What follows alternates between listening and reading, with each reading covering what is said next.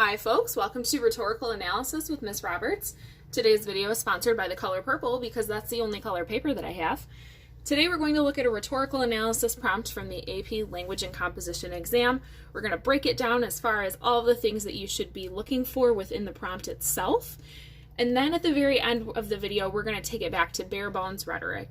If you don't need that help, if you feel comfortable just watching the information about the prompt, that's totally fine. I'll tell you when you can stop watching. If you want to stick around and see what we were talking about day one when we were looking at rhetoric, then I'll let you know when that will begin as well. So we're going to look at a prompt that I've already annotated from 2014's AP Lang exam. I'll read it for you. In the following letter, Abigail Adams writes to her son, John Quincy Adams, who is traveling abroad with his father, John Adams, a United States diplomat and later the country's second president. Read the letter carefully. Then, in a well-developed essay, analyze the rhetorical strategies Adams uses to advise her son. Support your analysis with specific references to the text. Every AP Lang rhetorical analysis essay will be asking for you to analyze an argument. When you analyze the argument, you're looking for two parts, a concrete thing and an abstract thing. What I mean by that is you're going to look for the part that is grounded within the text that you're reading. That's the rhetorical strategies. When you and I look at this text, we will more than likely find a lot of the same strategies. That's going to be our concrete part. The abstract is up for interpretation. So how Adams advises her son, that could be a little bit different based on what you think and what I think. And that's okay. As long as we have that thing from the text or the evidence from the text to back it up, then that's going to be our rhetorical analysis. I gave you this information sheet that has some helpful information as far as your précis analysis and general information. This is something that should be very handy for you to have when you are working on your exam. This précis information is really going to get your essay off to a strong start, including the name of the author, the genre, the title, the date, and the rhetorically accurate verb, and whatever it is that their assertion or their thesis is going to be a very strong way for you to start your essay. All of these other pieces are important as well, and how you blend those is up to you. When I'm thinking about the rhetorical situation, it's helpful for me to think about soapstone. If you don't remember, soapstone stands for subject, occasion, audience, purpose, speaker, and tone. Now we know some of those pieces already. We know that it's a letter. We know Abigail Adams is our speaker. We know the date. We know her audience. And we know that he is currently traveling abroad. As we consider those pieces, when we start writing our essay, we'll be able to form our thesis statement.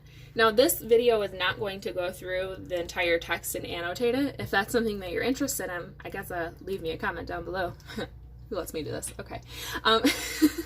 But really, the biggest thing I think for you to keep in mind is that in your introduction, you should be including all of the pieces that go with the précis. Now, as you're reading this essay, I've had a lot of people ask, like, well, how do I find rhetorical devices? If they're not jumping out at you, because they might not be, think about things like tone.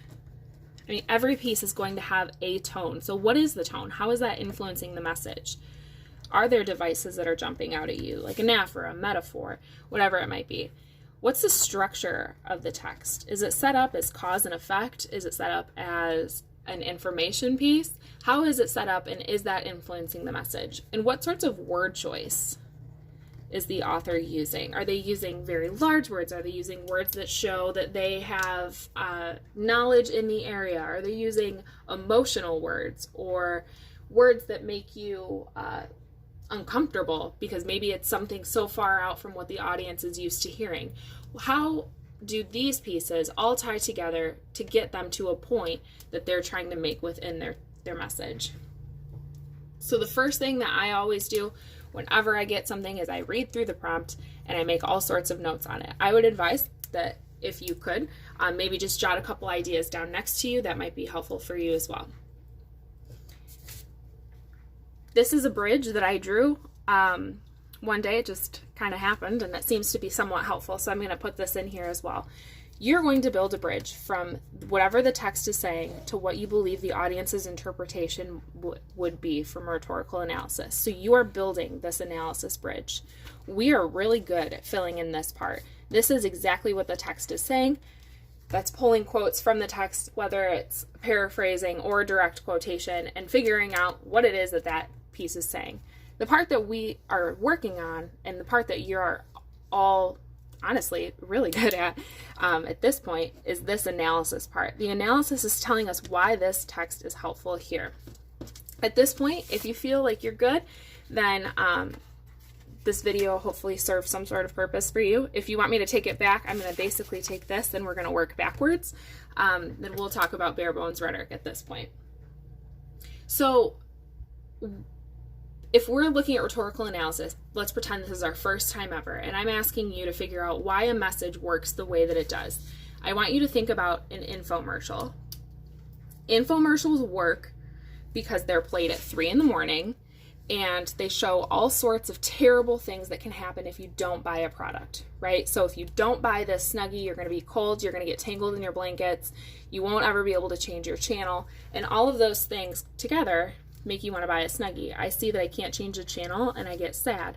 I'm tangled in my blankets, I get upset, right? And then I see a picture of somebody with a Snuggie on and they're happy, so I want to buy that Snuggie. Rhetorical analysis is being able to explain that process. So let's think about your sibling. Let's pretend that you have a little sibling, the two of you are getting into some sort of trouble, and you're trying to get them to take all of the blame for the trouble. So it was me, that's me, and Kevin growing up. Kevin's saying hi. Kevin's my little brother. So let's pretend that Kevin and I do something. I don't know what we did. We did something and I want Kevin to take the blame for it. I'm going to do everything in my power to convince Kevin that he needs to take the blame. I might use things like logic, and I'll explain, if you take the blame, I'll pay you. That's logical. Everyone likes money. So I'm going to pay Kevin $20 to take the blame. That's a logical appeal. Maybe I'm going to make an emotional appeal. I'm going to say, Kevin, remember the time that I helped you when you had a bad trouble? And, you owe me one. You owe it to me, right? That's an emotional appeal. I'm trying to get him to do something based on his emotions. Maybe I'm using imagery and I'm saying, imagine a world where we are both grounded, and I'm using vivid language and I'm trying to get Kevin to understand where I'm coming from, and I'm using all sorts of imagery. Now, all of those things together might make a convincing argument. Maybe I can convince Kevin to take the blame for me. That's rhetorical analysis. When I can explain how these things are making an impact on him, that's really what we're doing when we build this little analysis bridge. So we're going from the text of saying, I'll pay you, wouldn't you do this for me? Imagine a world where, and we're explaining, when Kevin hears that I'm going to be sad, it makes him sad, so he wants to listen. Everybody likes money, so that's going to be an effective appeal to him.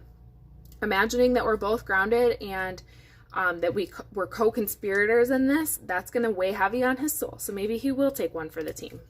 So that's really what we're doing. So even when we go back to a prompt like this, it's the same thing. We're figuring out how she is convincing her son to do something. Now, we need to get to the bottom of what that advice is, but really we're just asking that, or the prompt is asking that you analyze how she gets him to believe what it is that she wants him to believe.